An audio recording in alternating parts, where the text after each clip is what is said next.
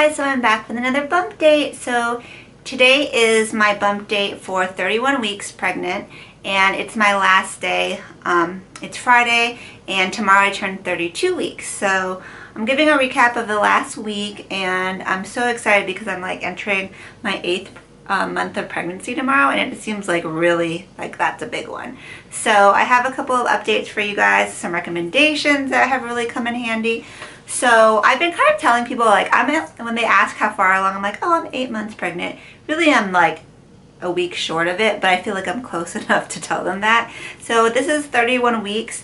The baby is the size of a coconut, 3.1 pounds, 18 inches.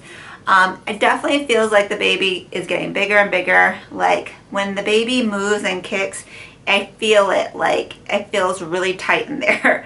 So like I can definitely, I almost feel like when the baby kicks the foot, like I can feel it coming out of my stomach, and I can even like push it back in. It's crazy. So like it's getting really tight in there. I actually went to see the doctor for my, like, I see her now at bi-weekly? Yeah, I'm seeing her bi-weekly now. So she measured me and she said that everything looks good, so nothing irregular. All my tests are normal. She said that so far I've gained 11 pounds. And she measured my cervix, you know, and make sure that everything looks normal.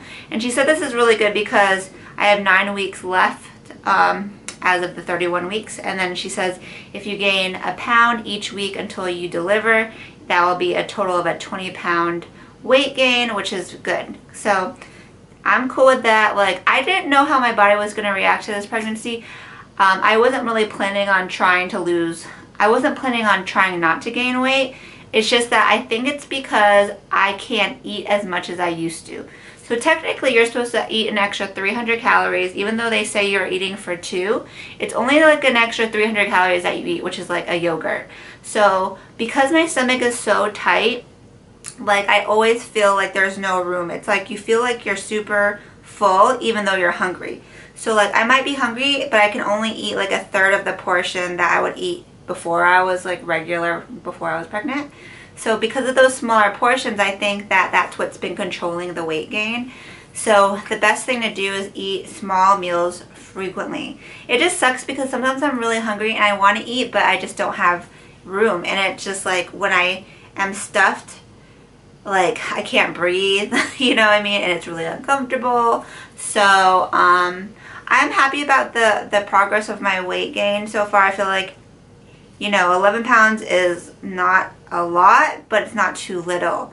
So I do weigh myself every couple of days just to kind of keep track, you know what I mean?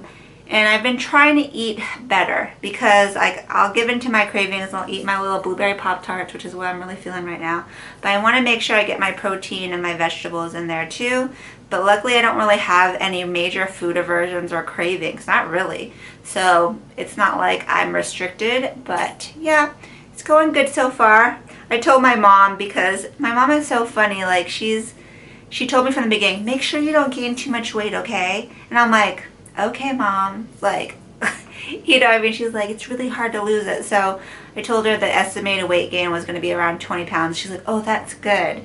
Because she's like, try not to gain more than 35 pounds. So I'm like, I'll do my best. But you can't control it because my doctor was like, some women like run every single day. They eat healthy, but they'll still gain like 60 pounds. It's just like sometimes you can't control it.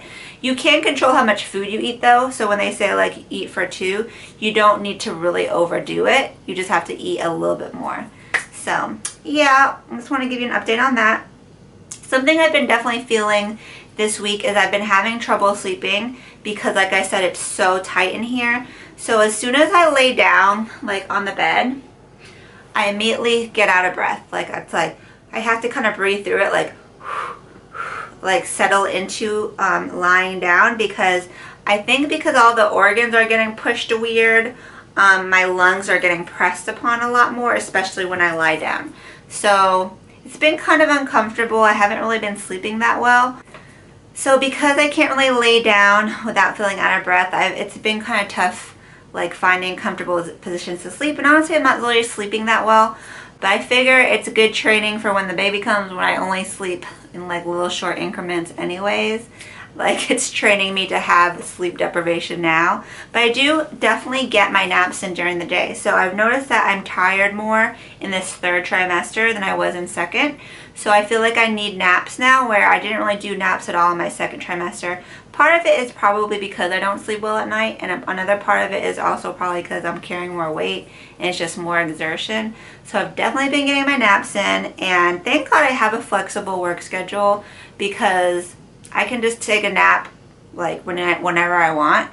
And I go into the makeup school to teach only a few nights a week, so like I can just manage my schedule, versus like if I was in corporate, like back when I used to work a 9 to 5, that would have been like really rough, because like, you know, you commute, you're there all day, you commute in the morning and evening, and by the time you get home, you know, there's no nap time in there. So I feel very fortunate that my entrepreneurial kind of occupation allows for naps, because I could have it so much worse, and I'm very appreciative of that. So alright, so something else that I've been kind of like really on it this week is, I'm like, okay, I'm in the third trimester now, I need to really get on it when it comes to like preparing for this baby, like in terms of the birth and all that stuff. So I scheduled the hospital tour, which they say you should do around like this time. So I scheduled it with Northside Hospital here in Atlanta, which is like called the Baby Factory. Almost everyone I know has given birth there. So I scheduled a tour with me and my husband coming up in like another 2 weeks. I'll be like, it's going to be the week before my baby shower. So that's checked off the list. I turned in my paperwork for my pre-admission for the Northside Hospital, so that way you fill it in and you mail it in, and hopefully that kind of shortens up the paperwork when you check into the hospital. So I mailed that in. And now I'm kind of like trying to look into the classes and the education. My husband's schedule is so crazy, like it kind of sucks because he just can't take the classes. Like, he works all the time. So I've been trying to supplement it on my own, seeing which ones I can kind of take online. And like I'm going to try to at least take one in-person class if I can, even if he can't come. But one thing I found which was amazing are these YouTube videos by a Canadian midwife. It's a set of 3 videos, and pretty much she's teaching a live like preparation for birth class. And each video is 15 minutes long. I watched all 3, and I learned a lot of stuff, because I feel like if you're a first-time mom, you go into the experience feeling really like scared of the unknown, and it's kind of overwhelming. But when you like just educate yourself and you hear someone teach it to you in a very calm manner, it takes that fear away. So I'm going to link those videos below, because they were really, really good. And a lot of people on the comments were saying that they were even better than the live classes that they attended in person. So hopefully that will be helpful for you guys. My friend also gave me this book called Hypnobirthing. So you might have heard of hypnobirthing, but basically it's a way to go through natural birth without having medical intervention and drugs and, you know, like extra stuff that you know, hopefully can avoid. Like, because I went into this thinking I'll get an epidural. Like, I was like, I don't care, I'll get an epidural, like, you know, because I was like, it's really scary, and it's like I've never had a baby before. But one of my friends, Danielle, she's really into like yoga and clean eating and like natural stuff. She was like, her first baby, she went and did the traditional thing, like she went to the hospital, she had an epidural, like she did all that. And her second baby, she went to a birthing center, and she didn't use any pain medication, and she said that she felt really empowered having both experiences.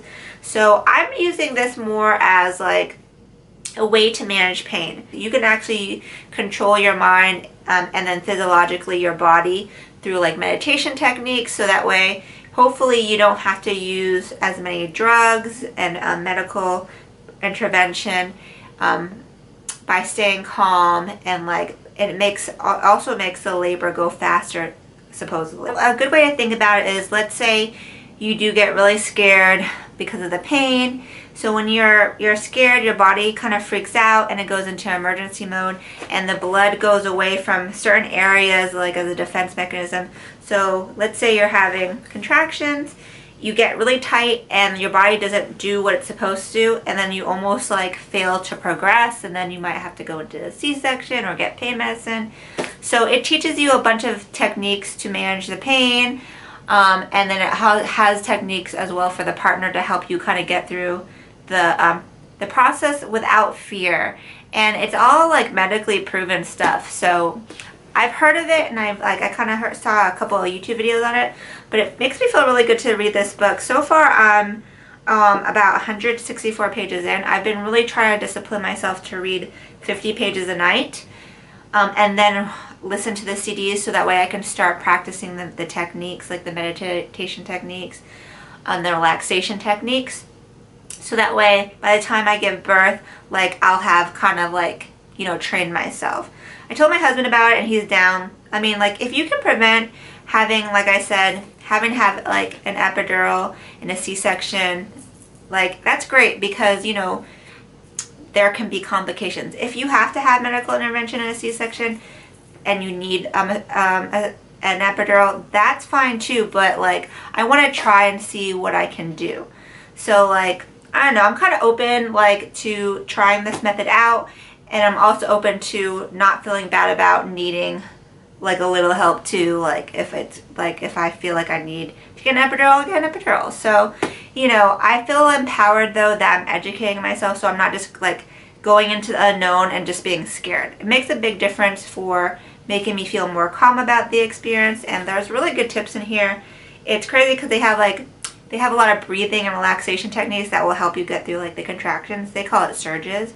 And like I've only been reading the book for like, you know, a couple of days, but every time I practice it, I immediately fall asleep. So they really work, and I'm hoping like it will help me get through the labor. So this is a book that I'm reading. They have hypnobirthing classes here in Atlanta as well, but they're like 6 weeks long, so I don't know if I'm going to be able to do that. But I'm definitely going to finish reading this book, and then there's relaxation and birth rehearsal CDs enclosed. I'm hoping I can get my husband to kind of like practice with me. Like I said, he's so busy, but at least I know I'm taking care of myself and I can like educate myself. So after I'm done reading this, I think I'm going to look into some of the online classes next that my hospital offers.